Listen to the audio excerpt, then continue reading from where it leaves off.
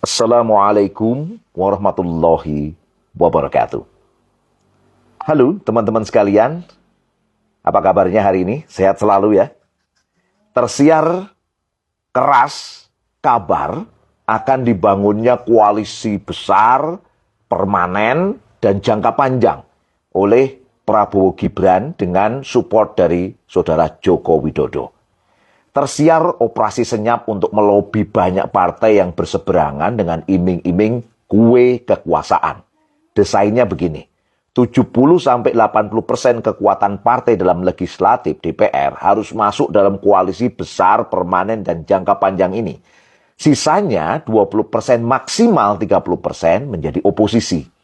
Diduga Joko Widodo akan diposisikan semacam solidarity maker antar kekuatan parpol dalam bentuk semacam barisan nasional, sedangkan Prabowo Gibran fokus pencapaian visi Indonesia Emas 2045. Pengalaman koalisi besar pada masa kekuasaan Jokowi periode kedua terbukti manjur untuk meloloskan dengan cepat pengesahan undang-undang penting, misalnya Undang-Undang Omnibus Law Cipta Kerja dan Undang-Undang IKN. Pertanyaannya, bahayakah? Nek bosone wong Jawa Timuran itu nggak bahaya tah? Saya jawab jelas dan terang, sangat berbahaya. Sekali lagi, sangat berbahaya.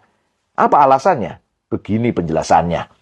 Bahaya yang pertama, koalisi besar, permanen, dan jangka panjang ini berpeluang sangat besar melahirkan kekuasaan yang otoriter seperti Orde Baru. Muncul oligarki politik kekuasaan.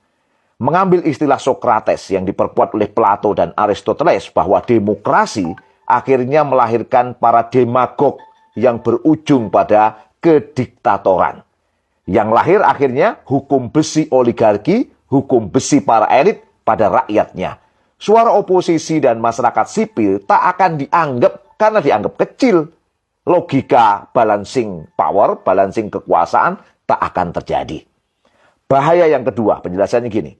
Koalisi besar, permanen, dan jangka panjang ini hanya akan melanggengkan pembangunan dengan corak ideologi kapitalisme yang lebih parah, yang berujung hanya menguntungkan segelintir kalangan oligark dan membuntungi rakyat banyak.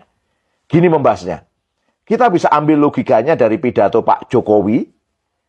Ya, ini berawal dari visi Indonesia Emas 2045. Untuk meraih visi tersebut diperlukan stabilitas politik. Nah, melihat dari pengalaman Jokowi untuk membangun stabilitas politik, maka diperlukan koalisi besar, permanen, jangka panjang dalam legislatif dan eksekutif.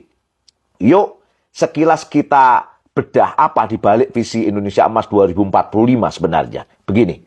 Bila kita cermati, salah satu target Indonesia Emas 2045 adalah untuk membawa Indonesia keluar dari jebakan negara berpendapatan menengah, middle income trap, dan menjadikan Indonesia negara yang berpendapatan tinggi, yaitu 30.300 US dollar per kapita dengan pertumbuhan ekonomi rata-rata 6-7% dalam 20 tahun ke depan.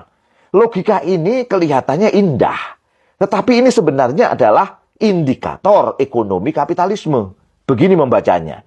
Yuk kita lihat saja pendapatan per kapita Indonesia pada akhir 2023 menurut data BPS. Itu besarnya 4.919,7 US dollar, sekitar 75 juta rupiah. Maknanya per bulan, per kepala itu 6.250.000 rupiah. Jadi misalnya satu keluarga isinya 5 orang, seharusnya pendapatan total keluarga tersebut 31 juta rupiah lebih. Yuk kita jujur, benarkah pendapatan masyarakat Indonesia segitu? Berapa banyak yang pendapatnya segitu? Jauh panggang dari api. Kekayaan Indonesia hanya menumpuk pada segelintir orang. Jadi, kalau pendapatan per kapita nanti di tahun 2045 adalah 30.300 US dollar, maknanya per kepala, per bulan, lebih dari 38 juta rupiah. Tetapi saya yakin faktanya akan sama dengan kondisi saat ini yang menikmati hanya segelintir kalangan. Mengapa ini terjadi? Karena fokus dalam Indonesia Emas 2045 untuk menghasilkan pertumbuhan ekonomi yang tinggi, pendapatan per kapita yang tinggi adalah dengan mengedepankan investasi termasuk investasi asing. Inilah titik kritisnya. Dan demikianlah ekonomi kapitalisme berjalan. Menempatkan swasta di atas segalanya, sementara pemerintah hanya sebagai regulator. Keuntungan besar pasti akan dinikmati oleh segelintir kalangan oligark, para pemegang modal. Harta sah milik rakyat seperti migas, minerba, dan harta milik publik lainnya pun termasuk hilirisasi harta milik publik ternyata juga digelarkan karpet merah selebar-lebarnya untuk investasi swasta baik dalam negeri maupun asing. Inilah corak pembangunan dengan basis ideologi kapitalisme. Sumber daya milik publik diliberalisasi demikian rupa, keuntungan besar untuk segelintir kalangan, yaitu para oligark, para kapitalis pemegang modal, para investor. Sementara rakyat hanya mendapatkan tetesan kecil keuntungan melalui mekanisme trickle-down effect. Limpahan bonus demografi pun hanya untuk mensupport kebutuhan buruh dengan upah murah. Ini jelas kedoliman yang luar biasa. Kedoliman yang luar biasa.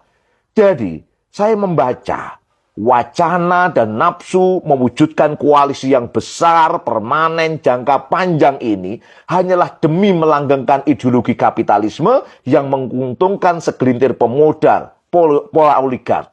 Sementara rakyat hanya berebut remah-remah kue kekuasaan. Semoga dipahami bahaya besar di balik rencana koalisi besar, permanen, dan jangka panjang ini. Waspadalah, waspadalah. Assalamualaikum warahmatullahi wabarakatuh.